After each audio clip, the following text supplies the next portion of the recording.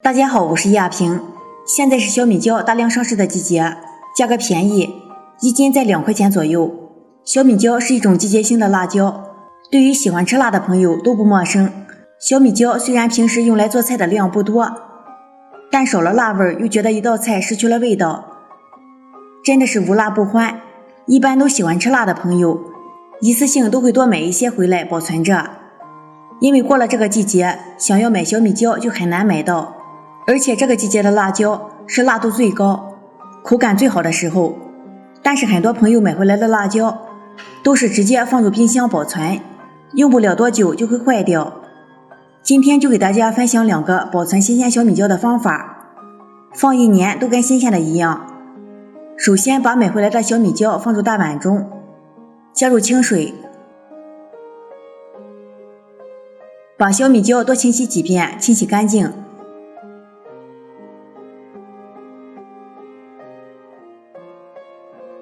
洗净后控水捞出来，放在漏篮里面。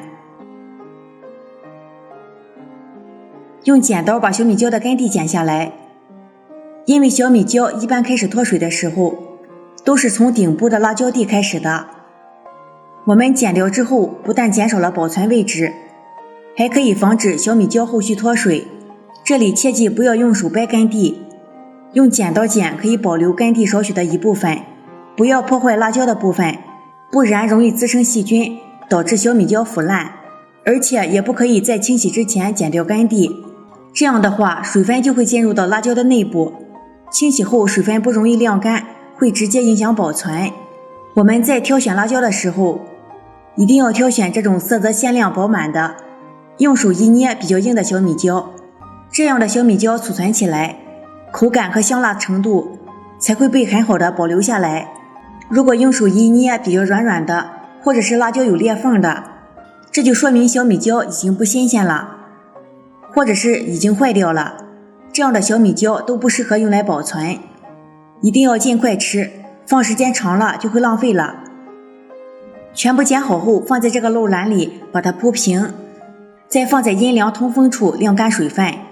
切记不要用太阳暴晒，会把小米椒晒蔫了，这样不仅影响保存，而且口感还不好。像这样小米椒的水分就已经全部晾干了，我们把它放入大碗中，往里面加1勺油，把它们充分的搅拌均匀，使每一个小米椒都均匀的裹上一层食用油。加油可以使小米椒接触空气，防止小米椒氧化，同时还可以锁住小米椒的水分，这样处理出来的小米椒营养成分就不会流失，在保存的过程中，吃的时候口感也就不会有变化。接下来准备几个塑料瓶，瓶中一定要保证无水分，再将处理好的小米椒装进塑料瓶里面，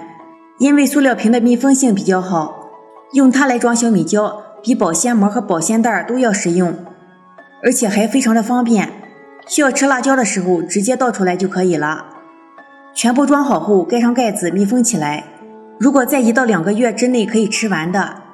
就直接放入冰箱冷藏保存就可以。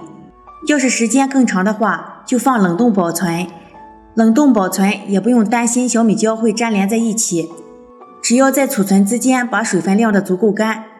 小米椒是不会因为冷冻结块而粘连在一起的。在取出来的时候也不用解冻，直接取出来就可以。不管哪种做法，口感都跟新鲜的一样。这是小米椒的第1种保存方法。接下来分享第2种保存方法，把洗干净晾干水分的小米椒放案板上切成小块，大小随意，就根据平时的喜好来切。